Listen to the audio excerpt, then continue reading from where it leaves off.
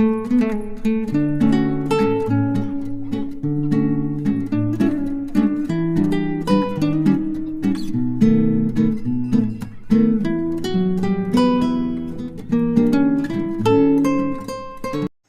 అండి, welcome to our channel మీసిమ బిడ్డ. అందరూ ఎలా ఉన్నారండి? బాగున్నారు కదా? నేను కూడా బాగున్నాను. మీరందరూ కూడా చాలా చాలా బాగుండాలని మనస్ఫూర్తిగా కోరుకుంటున్నాను. ఈరోజు నేను మిమ్మల్ని ఒక మంచి టూరిస్ట్ ప్లేస్కి తీసుకుపోతున్నాను. ఈ ప్లేస్కు మేము కూర్గు నుండి బయలుదేరామండి. కూర్గును కొడగు అని కూడా అంటారు. మనము కూర్గులోకి ఎంటర్ అయిన తర్వాత ఇక్కడ కొడగు అనే పేరు కనిపిస్తుంది మనకు. ఇదేంటి, మనము కూర్గుకు కదా రావాల్సింది, కొడగు అని ఉంది. మ్యాప్లో కొట్టుకుంటుంటే కూడా అసలు ఏమీ అర్థం కావడం లేదు. సరే, అక్కడ వాళ్ళని అడిగితే దీన్ని కూర్గు అంటారు, ఇది కొడగు అని చెప్పారనమాట వాళ్ళు. సో కూర్గు వచ్చే వాళ్ళందరూ కూడా కొడగు అనే పేరు చూసి కన్ఫ్యూజ్ అవ్వద్దండి. కొడగు అన్న కూర్గు అన్న కూడా ఒకటే. కొడగు నుండి కూర్గు నుండి ఇప్పుడు మనము వెళ్ళే ప్లేస్ సుమారుగా 40 కిలోమీటర్ల దూరంలో ఉంటుందండి. మీరు ఇక్కడ చూస్తున్నారు కదా, రోడ్డుకు ఇరువైపులా ఎత్తైన కొండలు, ఇటుపక్క లోయ, చుట్టూ ఎత్తైన చెట్లు, వాతావరణం అయితే చాలా అద్భుతంగా చాలా బాగుందండి. ఎప్పటికీ కూడా కర్ణాటక మొత్తం ఇలాగే ఉంటుంది, చల్లని వాతావరణమే కదా. అక్కడంతా కూడా పచ్చని మొక్కలు, పచ్చని చెట్లు, వీటన్నిటితో దారి పొడవునా కూడా చల్లగానే ఉంటుంది, చాలా ఆహ్లాదంగా ఉంటుందండి. నేను మీకు కొన్ని ముఖ్యమైన విషయాల గురించి చెప్తుంటాను, మీరు ఈ దారి చూస్తూ ఉండండి. మేము ఫిబ్రవరిలో వెళ్ళామండి. ఫిబ్రవరిలో ఇటు చల్లగానే ఉంటుంది. మీరు కూర్గు నుండి తలకావేరి వెళ్ళేటప్పుడు కూర్గులోనే టిఫిన్ చేసి వెళ్ళండి. ఎందుకంటే కూర్గు నుండి తలకావేరి వెళ్ళేటప్పుడు దారిలో టిఫిన్ సెంటర్స్ అస్సలకి ఉండవు. మనకు ఎంతో వెతికితే ఒకటి అరా కనిపిస్తాయి. అప్పుడు మనకు వాళ్ళు ఏది పెడితే అదే తినాల్సి వస్తుంది. కాబట్టి మీరు కూర్గులోనే టిఫిన్ తినేసి వెళ్ళండి. ఇకపోతే కూర్గు గురించి చెప్పాల్సి వస్తే, కూర్గు అయితే అందరికీ తెలిసిన విషయమే, చాలా చల్లగా ఉంటుంది కదండి. కూర్గులో వీధులు ఎలా ఉంటాయంటే, కొన్ని వీధులేమో చాలా అప్పులో ఉంటాయి, కొన్ని వీధులేమో కింద డౌన్లో ఉంటాయి. అప్పు నుండి డౌన్కి వచ్చేటప్పుడు ఎలా ఉంటుందంటే, నిచ్చెనను గోడకు ఆనిచ్చి మనము ఎక్కుతుంటే ఎలా మనకు ఆ ఫీలింగ్ కొంచెం భయం వేస్తుంది కదా. కరెక్ట్గా గోడ కానిచ్చి నిచ్చెనను పైకి ఎక్కాలంటే ఎట్లా ఉంటుందో సేమ్ అట్లనే ఉంటుందండి. కారును పైనుండి కిందికి దింపేటప్పుడు కానీ, కింద నుండి పైకి వెళ్ళేటప్పుడు కానీ, అక్కడ వాళ్ళకి అది అలవాటు అయిందో ఏమో కానీ, మనలాంటి కొత్త వాళ్ళకు మాత్రము కూర్గులో కొన్ని వీధులు పైన ఉంటాయని చెప్పాను కదా, అక్కడ నుండి కిందికి దిగేటప్పుడు అయితే నిజంగా చాలా భయం వేస్తుందండి. వంపు అంత ఏమంటారు, అంత స్లోప్గా ఉంటుంది అనమాట. కూర్గులో కొన్ని ఇండ్లు ఎట్లా ఉన్నాయంటే కొండల మీద ఉన్నాయి. అంటే కూర్గ్ అంటేనే కొంచెం ఒక పర్వత శ్రేణి అనమాట. ఆ పర్వత శ్రేణి మీద వాళ్ళు అక్కడ ఇండ్లు కట్టుకున్నారు, కొన్ని వరుసల్లో ఇండ్లు కట్టుకున్నారు. ఆ పైకి వెళ్ళేటప్పుడు వాళ్ళు ఎలా వెళ్తారా అని నాకు ఆ ఇండ్లను చూసినప్పుడు అంతా కూడా ఎట్లా అని అనిపిస్తూ ఉంటుంది. కిందికి రావాలన్నా, పైకి వెళ్ళాలన్నా చాలా కష్టం కదా, చాలా ఇబ్బందిగా ఉంటుంది. మనమేమో ఇక్కడ ఆంధ్రాలో చాలా సాఫీగా ఉన్న నేల మీద మనము ఇల్లు కట్టుకొని ఇక్కడ మన జీవన విధానం ఇలా ఉంటుంది కదా. అక్కడ వాళ్ళు అంత కొండల మీద ఏ చిన్న వస్తువు కావాలన్నా కూడా అంత కొండంతా దిగి కిందికి రావాలన్నా ఏంటి వీళ్ళ పరిస్థితి అని నాకు ఆ ఇండ్లను చూసినప్పుడల్లా అనిపించేది అనమాట. కూర్గు నుండి తలకావేరి వెళ్ళేటప్పుడు మార్గ మధ్యలో నాకు ఎక్కడ కూడా ఒక విలేజ్ కూడా కనిపించలేదండి. మొత్తం కూడా ఇట్లా ఒక ఫారెస్ట్ ఏరియా లాగా ఉంది. అక్కడక్కడ ఇండ్లు అయితే కనిపిస్తాయి. అంటే ఇండ్లు అంటే చాలా కాదు, 1-2 ఇండ్లు అట్లా కనిపిస్తున్నాయి అన్నమాట. మేము 2 సంవత్సరాల కిందట గోవా టూర్ వెళ్ళామండి. గోవా నుండి తిరిగి వచ్చేటప్పుడు కొన్ని పుణ్యక్షేత్రాలు దర్శించుకున్నామన్నమాట. గోవా నుండి తిరిగి వచ్చేటప్పుడు మేము ఫస్ట్ చూసిన పుణ్యక్షేత్రము గోకర్ణం. గోకర్ణంలో రూములు అయితే చాలా దారుణంగా రెంట్ వసూలు చేస్తున్నారు. ఎట్లా అంటే అక్కడ 12 గంటలేనండి రూమ్ రెంటు. ఒక రోజంతా కాదు, 24 అవర్స్ కానే కాదు, 12 గంటలు మాత్రమే అక్కడ రూమ్ రెంట్ అనమాట. అది కూడా 12 గంటలకి 1000, 1500 అట్లా. అంటే 24 అవర్స్ తీసుకుంటే 3000 అట్లా ఉందన్నమాట. గోకర్ణం నుండి మేము మురుడేశ్వరి వెళ్ళామండి. మురుడేశ్వరిలో కూడా రూమ్ రెంట్ 12 గంటలండి. ఈ 12 గంటలు దాటితే 13వ గంట నుండి మనము మళ్ళీ 12 గంటల రెంట్ పే చేయాలన్నమాట. అంటే ఇది దారుణమే కదండి. ఎక్కడైనా రూమ్ రెంట్ అంటే 24 గంటలు అని లెక్క అన్నమాట మనకు. కానీ ఈ పుణ్యక్షేత్రాల్లో మాత్రము చాలా నిలువు దోపిడీ చేస్తున్నారు అని చెప్పొచ్చు.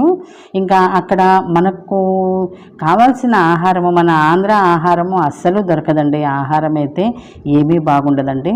మేము గోకర్ణలో లంచ్కి, డిన్నర్కి, టిఫిన్కి కూడా చాలా ఇబ్బంది పడ్డామండి. మాకు నచ్చిన ఆహారము, మాకు కావాల్సిన ఆహారం అస్సలు దొరకలేదు. ఇంకా మురుడేశ్వర్ నుండి మేము ఉడిపి వెళ్ళామండి.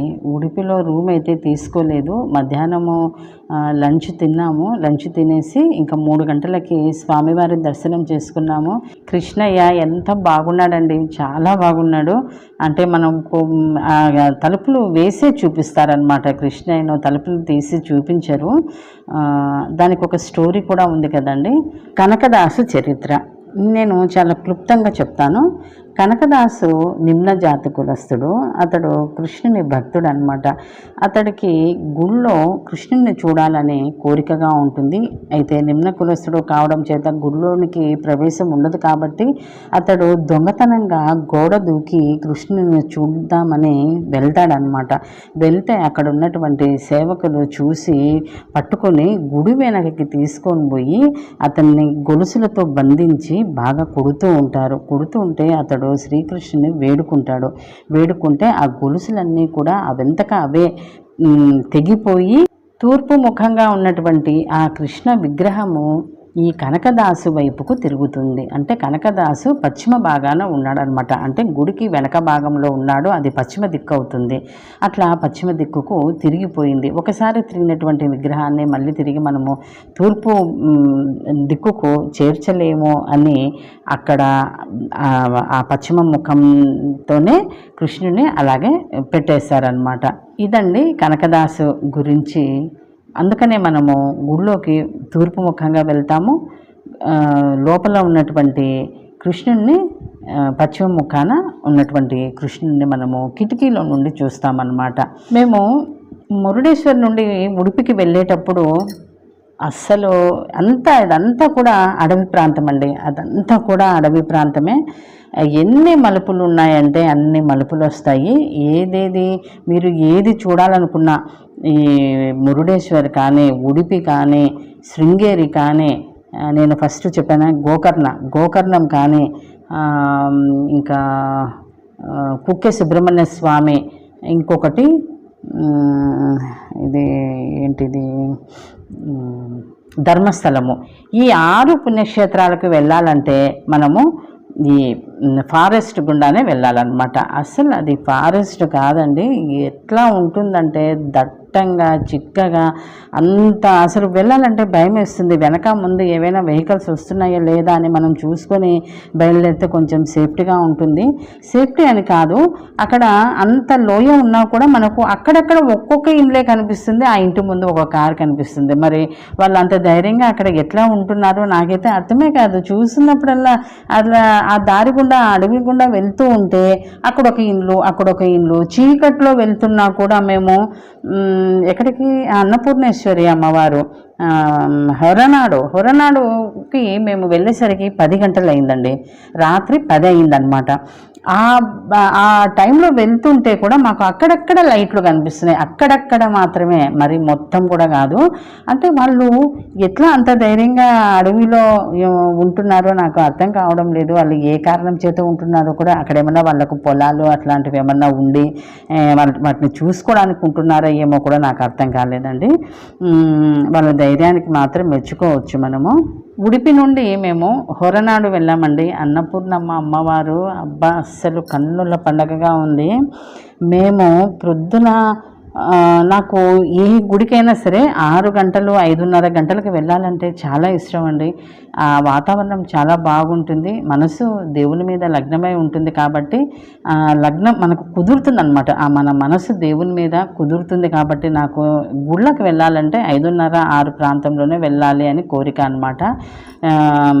హొరనాడులో కూడా అట్లా అనుకున్నాను, కానీ 6:30 అట్లా అయింది మేము గుడికి వెళ్ళేసరికి. అప్పటికే చాలామంది భక్తులు వచ్చి ఉన్నారు అక్కడ.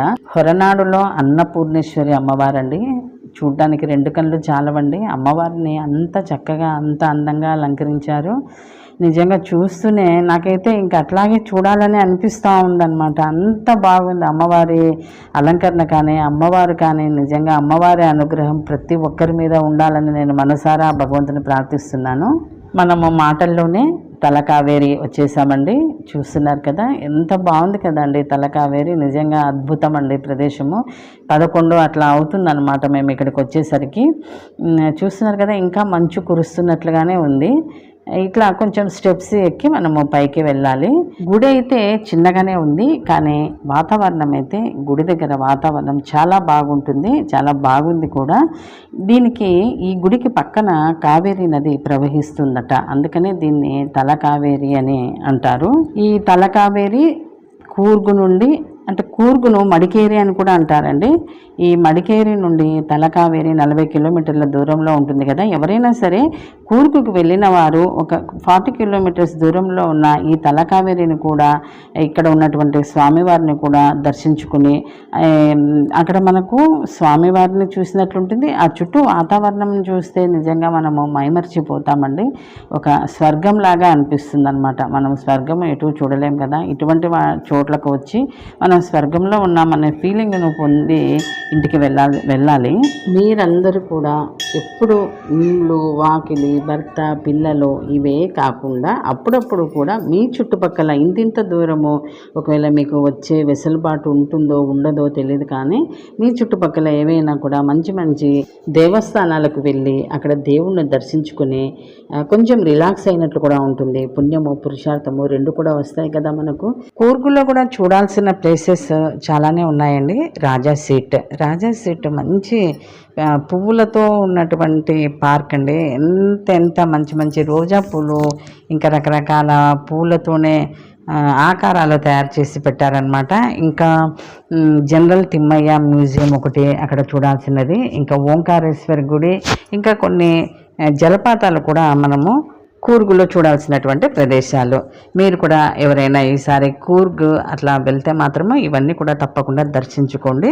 కూర్గులో వసతి బాగానే దొరుకుతుందండి, పెద్దగా ఇబ్బంది పడాల్సిన పని ఉండదు. కొన్ని చోట్ల మనల్ని పేయింగ్ గెస్ట్గా కూడా తీసుకుంటుంటారు. కాబట్టి కూర్గుకు వెళ్తే పెద్దగా కష్టపడాల్సిన పని లేకుండా మనకు వసతి అయితే దొరుకుతుందన్నమాట. ఇదండి వీడియో మీకు నచ్చినట్లయితే లైక్ చేయండి. వీడియో ఎలా అనిపించిందో నాకు కామెంట్లో చెప్పండి. మన ఛానల్ కనుక మీకు నచ్చినట్లయితే సబ్స్క్రైబ్ చేయండి.